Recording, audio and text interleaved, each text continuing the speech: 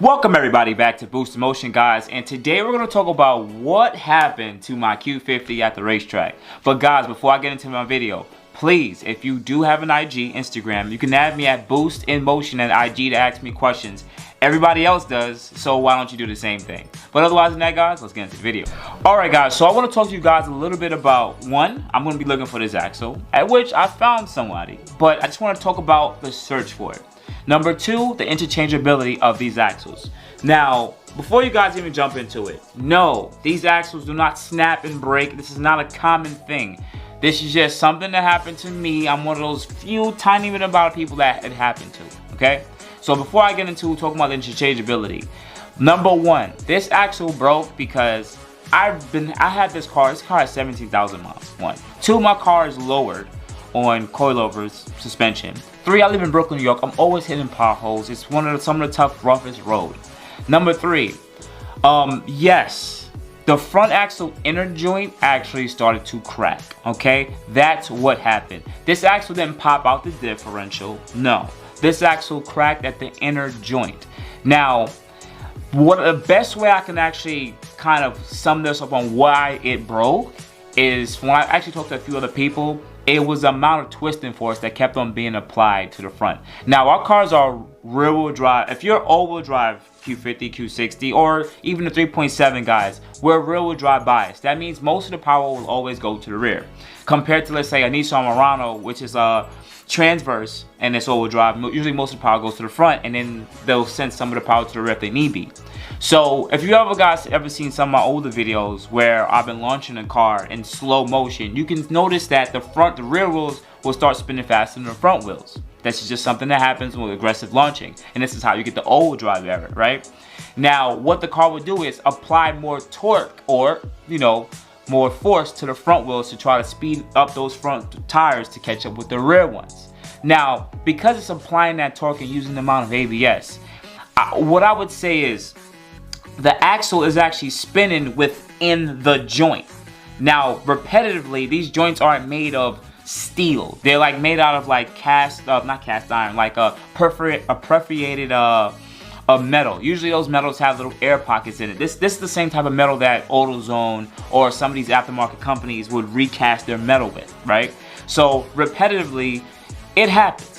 It happens, and the amount of torque with the ABS keep locking the wheel out, and in a diff trying to send power and break off power, it happened over the amount of time. And I actually was hearing this noise, clicking noises, which I'm used to because I used to have Maxima, but also on top of that, I started hearing it more and more, but it wasn't really that loud of a thud, but it was prevalent.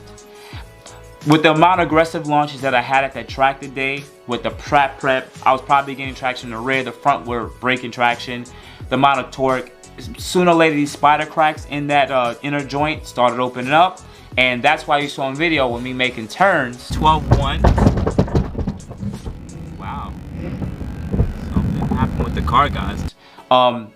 With those amount of spacing out of the inner joint, that joint starts to slide out of the, I would say, a placeholder, because all three dimples are like in like a little cup that keep it in it, and if you crack it open wide enough, depending on how you turn, which I was just doing figure eights, if you guys saw in the video, it popped out, and that was it. It destroyed the inner joint. So I don't really say that this is an issue that was really going to affect everyone else. In my own specific case, it affected me.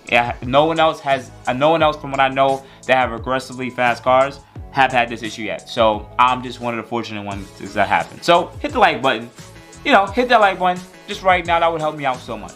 Now let's talk about trying to find that axle for the front. Now, me going looking at different service manuals or try to purchase from Infiniti separate, they usually have like a catalog on what part numbers for what axle. Now, here's a funny thing about our 3.0T red sports and compared to, let's say, the 3.7.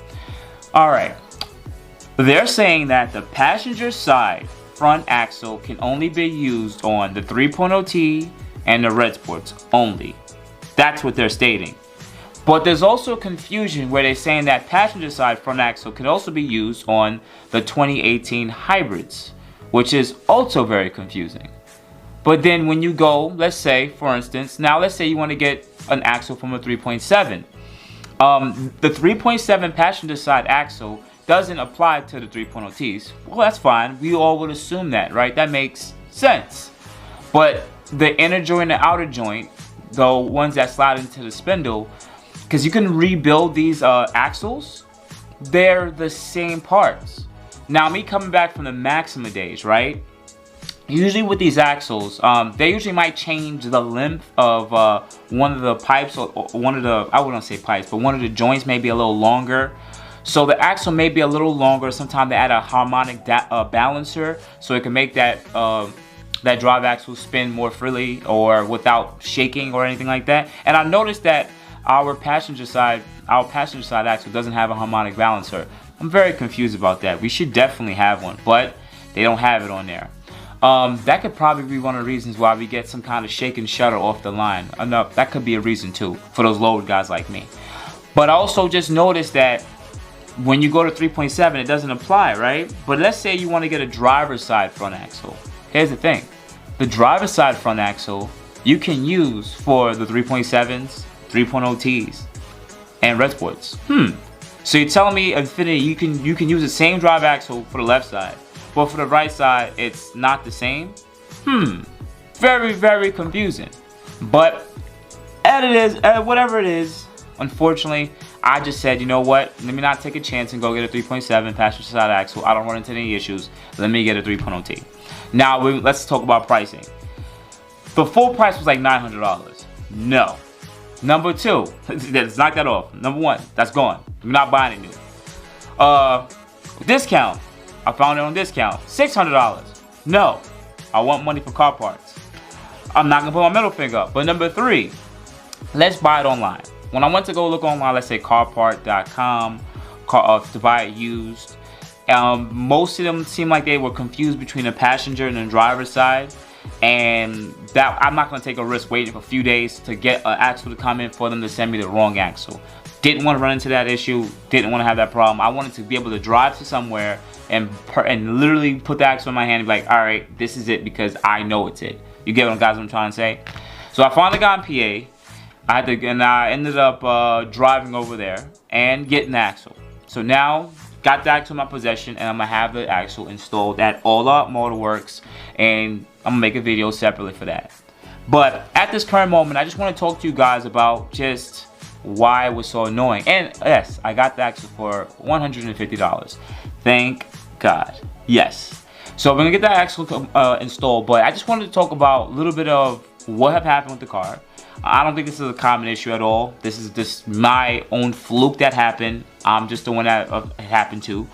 Two, these songs in interchangeability. If you guys ever run into this issue, it may confuse you too. I would actually love for one of you guys to maybe, some of you guys actually work for Infiniti. So shout out to all you guys who hit me up on my IG and everything. Definitely, I would recommend, if you could get your hand on a 3.7 passenger side axle and a 3.0T passenger side axle for the front, just put them next to each other, make a photo. It's probably nearly almost all the same. Sometimes these things are off about a half an inch or less. Literally, I'm telling you, I've seen it from Maxima days. It's a thing. But otherwise than that, guys, I just want to talk to you about what happened. Please check out, put that notification for the other videos, updates. We're going to get this axle installed, and this car will be up and running soon. So otherwise than that, guys, you can contact me at BoostMotion IG, Facebook, and also boostmotion@gmail.com. Otherwise than that, guys, you have a good morning, good afternoon, good night. Thank you, guys. Look out for that merch. It's coming up. Thank you.